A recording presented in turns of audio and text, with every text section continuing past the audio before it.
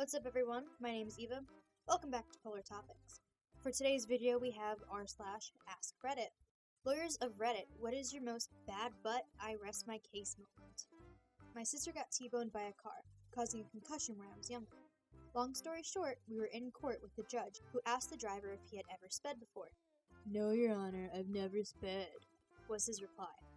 The judge asked him a couple more times if he was sure, if he'd never sped. Ever. The driver was adamant that he never sped and never had before. A few minutes later, my sister's lawyer gave the judge some paperwork.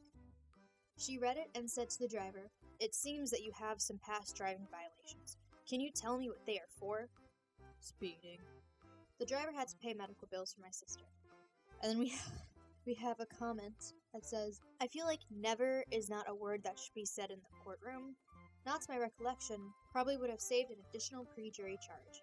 "No, Your Honor, I've never sped, but I have so many violations and so many speeding tickets for speeding." Great thing to say to a lawyer. I'm relatively junior, so I'm hoping to beat this one day. I defend professionals and brought a motion to dismiss the case on the basis that the plaintiff could not prove my client was negligent, as she had not served the required expert advice. As the opposing counsel and I waited for our motion to be heard, we were sitting in the courtroom. The judge, who I did not know and who did not read our material, wanted to talk to the parties of a short trial which was to be heard after our motion was argued. The matter was also a professional negligence matter, and the plaintiff had no experts. The judge spent 10 minutes explaining that he had practiced in professional negligence for many years and was well versed in the evidentiary requirements to prove the elements of the room. In fact, he said, "I very rarely use the word impossible in this courtroom, but it is impossible for you to be successful without expert evidence." Our matter was then called, and I revealed in explaining to the judge that he was about to hear a motion to dismiss a professional negligence case on the basis that the plaintiff had no expert evidence. I won. Did the opposing counsel see it coming? No, they were professionally negligent. Was the plaintiff now going to sue their lawyer for being professionally negligent because they neglected to bring up the fact that they needed expert advice? My brother-in-law is a DA. He was attacked during sentencing by a child molester. The pedo got his hand chains around his neck and was choking him. My brother-in-law fought until the deputy pulled him off, then continued with his recommendations like it didn't happen. We all heard about it on the news later. When we asked him, he said, "It was no big deal. I'll take the bruising if it keeps him away from kids longer." My brother-in-law had bruising to his neck/throat, and his voice was messed up for about a week. "Your Honor, the prosecution would like to submit the last 2 minutes as evidence." I'm gonna allow this.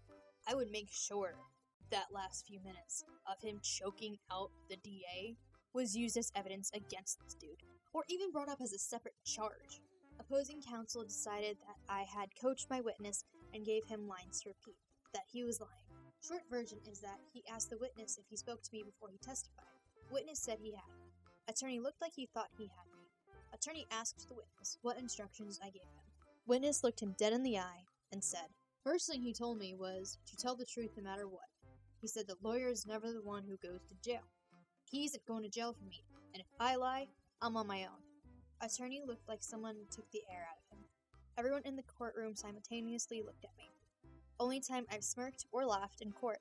I wanted to put my feet up on the table like I was Vincent, hands behind my head, and say, "I'm done with this guy." Never ask a question you don't want the answer to. Rookie mistake. I love this person's username. I represent a company that was sued for breach of contract by a former independent contractor. Dude basically alleged that my client wasn't paying him correctly in accordance with the contract. During the deposition, dude admits that he never reviewed his complaint before filing it to make sure his allegations in it were true, and had no idea whether or not my client actually failed to pay him in accordance with the contract. Basically, he tells me that even though he agreed to the terms when he signed the contract, the kicker is that he admitted that he owed my client money. At arbitration, he tries to flip his story and starts giving a testimony that is the exact opposite of his deposition. So I whip out his transcript and undermine his testimony bit by bit. Needless to say, I won the case. The username checks out. Pretty satisfying story too. I don't have a pink suit or a chihuahua, but I have just as much sass. I agree with it. I was on the losing end of this one. I was representing a pro bono defendant who was attempting to regain custody of her children. The family division attorney was laying out his case for the judge and why my client wasn't ready. and his final point was that my client had refused emotional counseling to avoid violent fits of rage that she had inflicted on her children. On cue, my client jumps up screaming, "Forget you, Judge Lady, you stupid jerk! Forget y'all for taking my kids, you frickin' jerks!" I just caught the opposing attorney's smirk of satisfaction as I got up to usher my client out of the courtroom. Absolutely no way is that lady getting her kids back. She can't even stay calm and collected in a courtroom? The client is not emotionally stable enough to have custody.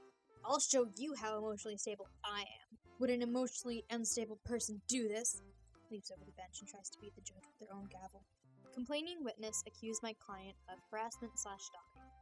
Said she told him numerous times that she wanted nothing to do with him. My client claimed they were dating, but whenever she got mad at him, she'd call the police and say he was harassing her.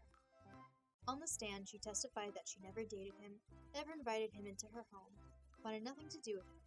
She presented a photo on her phone of him sitting on her porch to prove that he had come onto her property. I asked the judge permission to look at the photos before and after the porch photo for context. The girl had dozens of photos of the guy, who was clearly her boyfriend. I showed her one such picture. "This is Mr. So-and-so, right?" "Yes." "In this photo, he's on a bed." "Yes." "The bed is yours." "Yes." "The bed is in your bedroom." "Yes." "You took the photo of him." "Yes." "He's smiling in the photo."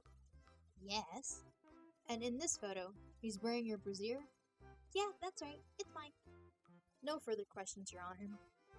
I just think it's great that the picture that the lawyer chose to present is of his client sitting on his girlfriend, well, ex-girlfriend's bed in her bra, and she's more than willing to admit that he's on her bed in her bra. Well, that's it, everyone. Thank you so much for making it to the end of the video. Please don't forget to like, comment, and subscribe. Also, go check out some of my other videos. It would all be much appreciated.